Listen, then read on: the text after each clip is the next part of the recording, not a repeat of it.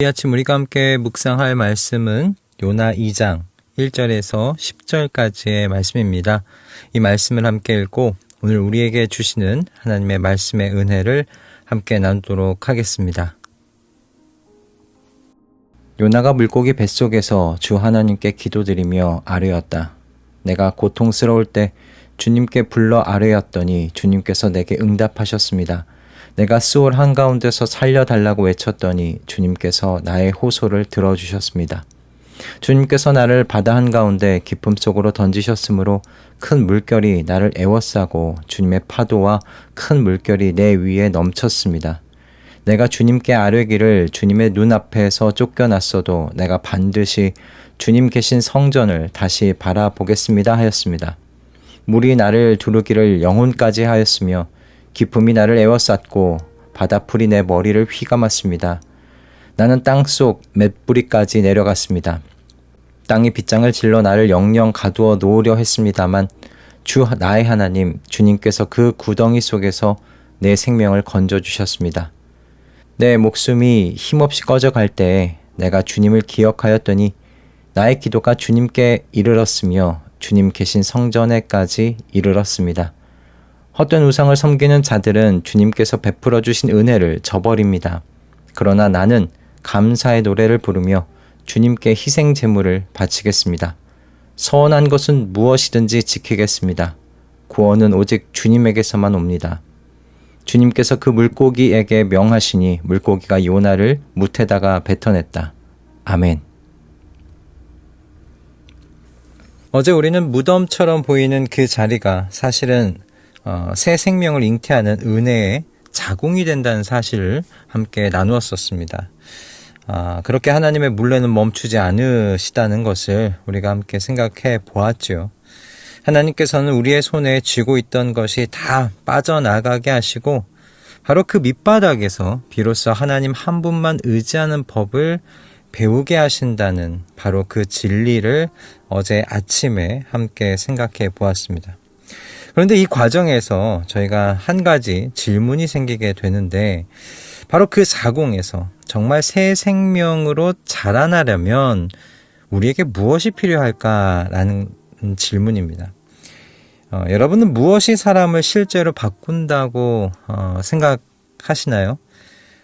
대개의 사람들은 사람은 안 변한다라고 그렇게 이야기를 합니다. 그리고 혹 바뀔 수 있다고 말씀하시는 분들은 대부분 사람이 큰 사건을 경험해야 변한다라고 이야기를 하세요. 바로 그 큰 사건의 충격이 그 사람 안에 강한 동기를 부여해서 뭔가 이 굳은 결심과 노력을 이끌어낸다. 뭐 그런 이야기이십니다.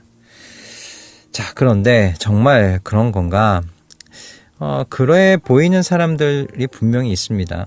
그런데 성경이 말하는 답은 제시하는 답은 전혀 다른 것입니다. 오늘 본문을 포함해서 성경은요, 사람을 바꾸는 능력은 사람의 능력이 아니라 사람의 노력이 아니라 바로 은혜를 아는 데 있다라고 그렇게 말씀하세요. 하나님께서 오늘 이 본문의 말씀을 함께 나눌 때 우리를 변화시키는 것이 무엇인지에 대한 올바른 지혜를 또 올바른 알을 허락해 주실 줄 믿습니다. 자, 그러면 첫 번째가 무엇인가? 오늘 본문은 이렇게 이야기합니다. 은혜를 얼마나 깊이 아느냐에 달려 있다라고요. 사람들은 변화를 흔히들 도덕적 노력의 문제로 생각들을 합니다. 팀 켈러는 이걸 도덕이라는 기술이라고 부릅니다. 우리는 열심히 노력하고 종교적인 의무를 꼼꼼히 지키기만 하면 내 힘으로 하나님과의 관계를 고쳐놓을 수 있고 심지어 하나님을 우리에게 안 된다고 말할 수 없는 자리로 몰아넣을 수 있다고 그렇게 믿는다. 그렇게 이야기를 합니다. 그런데 그건 은혜가 아니라 여러분 뭐예요? 거래죠. 그건 거래입니다. 그렇게는 사람이 결코 바뀌지를 않습니다. 그럼 무엇이 우리를 바꾸는가? 바로 은혜인데요. 그런데 이 은혜가 정말 나를 변화시키는 능력을 갖는 은혜가 되게 하려면요, 마음 가운데 깊이 세 가지를 경험해야 됩니다. 첫 번째는 내가 정죄받아 심판받아 마땅한 죄인이라는 것을 깊이 깨닫고 경험해야 되고요. 두 번째는 그런 나에게는 내 스스로 나를 구원할 능력이 없다. 내 힘으로는 나를 도무지 구원할 수 없다는 것을 깨닫고 경험해야 된다는 겁니다. 그리고 세 번째는 이런 나를 하나님이 무한한 값을 치르시고 건지셨다는 거예요. 하나님의 아들이 나 대신에 죽으셨다는 겁니다. 팀 켈러는 이렇게 이야기합니다. 하나님의 은혜는 이 세 가지 진실을 온전히 믿고 붙들 때에야 비로소 경이로워지고 끝없이 위로가 되고 아름답고 우리를 겸손하게 만든다. 곧 우리는 정죄밖에 받을 것이 없으며 스스로를 구원할 능력이 전혀 없고 그럼에도 하나님이 그 무한한 대가를 치러 우리를 구원하셨다는 것이다. 여러분, 이 세 가지를 깊이 알면 알수록 은혜는 더 새로워지고요. 점점 더 놀라운 것이 되어버립니다. 그리고 그제야 우리는 깨닫게 되죠. 내게는 이 은혜밖에 소망이 없구나. 그리고 바로 그 자리에서 변화의 결단들이 일어나는 거예요. 내게 이와 같은 은혜를 주신 하나님, 하나님께 새로운 나를 보여드리고 싶다. 점점 더 새로워진 나를 드리고 싶다. 그런 소원이 또 그런 소망이 나타나는 거죠. 여러분, 요나가 그랬습니다. 가장 낮은 바다, 물고기 뱃속에서 마침내 고백하잖아요. 구원은 여호와께 속하여 있습니다. 팀 켈러의 말처럼요. 은혜의 가장 깊은 비밀을 배우는 자리는 대개는 우리 인생의 밑바닥이 분명해 보입니다. 자, 그런데요. 두 번째로 우리가 꼭 생각해 봐야 할 것이 있습니다. 오늘 본문에서요. 뭐냐면 여러분, 요나의 이 회개가요, 사실은 완전하지 않다는 겁니다.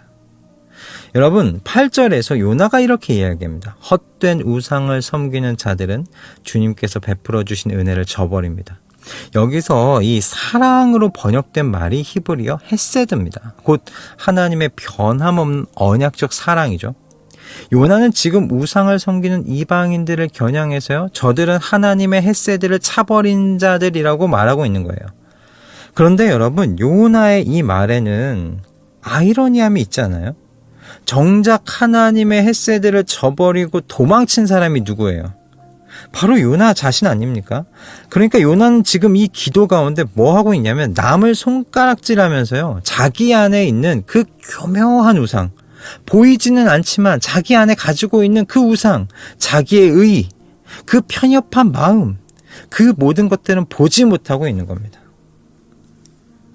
그런데 하나님께서 이 요나를 어떻게 하세요? 그 죽음의 자리에서 건져내시잖아요. 요나가 완전해서 건져내신 게 아닙니다. 그가 완전한 회개의 기도를 하나님께 드렸기 때문에 구원받은 것이 아닙니다. 요나를 향한 하나님의 사랑에서 나온 무조건적인 은혜죠. 그의 회개가 하나님을 감동시켰기 때문이 아닙니다. 그리고 요나에게 은혜를 베푸신 하나님, 어떤 하나님입니까? 오늘에도 동일하게 역사하시는 하나님이십니다. 요나와 같이 우리에게도 얼마나 많은 부족함이 있어요. 또 우리의 회개가 얼마나 요나만큼 부족합니까? 그렇지만 하나님은 우리의 부족함에도 불구하고 매일 아침마다 새로운 은혜를 베풀어 주십니다. 그리고 바로 이 은혜가 우리를 조금씩 바꾸어가는 능력이죠.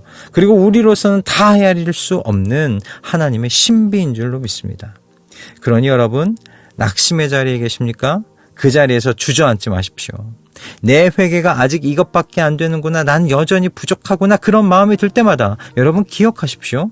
하나님이 나를 붙드시는 건 내가 완전해서가 아니라는 사실입니다. 하나님께서 사랑이시기 때문입니다. 하나님께서 은혜를 베푸시는 분이시기 때문에 그렇습니다. 나의 부족한 자리에서도 그래서 하나님의 은혜는 멈추지 않고 나를 빛의 자녀로 빚어 가시는 거예요. 할렐루야. 오늘 말씀을 정리하고자 합니다. 여러분, 무엇이 사람을 바꿉니까? 사람의 어떤 더 큰 결심, 굳은 결심, 더 많은 노력 아닙니다. 십자가 아래에서 깨닫는 하나님의 은혜라는 사실을 여러분 기억하시기 바랍니다. 우리는 은혜를 아는 만큼 빚어져 갈 수 있습니다. 은혜가 얕게 느껴지면 변화도 얕고요. 은혜가 깊이 사무치면 우리도 그만큼 깊이 변화하게 됩니다. 그러니 오늘 이 아침 우리 다시 십자가 아래에 서십시다. 나는 정죄밖에는 받을 것이 없었던 죄인이라는 것, 스스로를 구원할 수 없다는 것, 그런데도 하나님이 그 무한하신 값을 치르셨다는 것, 이 은혜를 깊이 묵상하시면서 불완전한 나조차 끝까지 품으시는 그 사랑을 여러분 신뢰하시면서 오늘 이 하루를 열어가시는 우리 가족들 모두가 되시기를 주님의 이름으로 축복합니다. 할렐루야. 기도하겠습니다. 주님, 세상 사람들은 사람은 변하지 않는다고 말합니다. 때로 사람도 변할 수 있다고 말하는 사람들 중에는 큰 사건을 겪고 나서야, 그렇게 변할 만한 동기를 얻게 되고서야 사람은 변할 수 있다고 이야기합니다. 그러나 하나님께서 말씀을 통해 저희에게 가르치신 건 사람이 하나님의 은혜를 알게 될 때 변한다고 말씀하셨습니다. 우리의 부족함에도 불구하고 은혜의 도구로 저희를 작품이 되게 하시는 그 하나님이시라는 사실을 저희에게 오늘 알려주셨습니다. 주님의 이와 같은 일하심을 신뢰하며 내게 베푸신 하나님의 은혜를 놓치지 않고 붙잡고 살아가게 하여 주시옵소서. 그래서 주님의 은혜가 나를 더 깊이 변화시켜 가시는 하나님의 신비를 일생 동안 누리게 하여 주시옵소서. 예수 그리스도의 이름으로 기도드립니다. 아멘.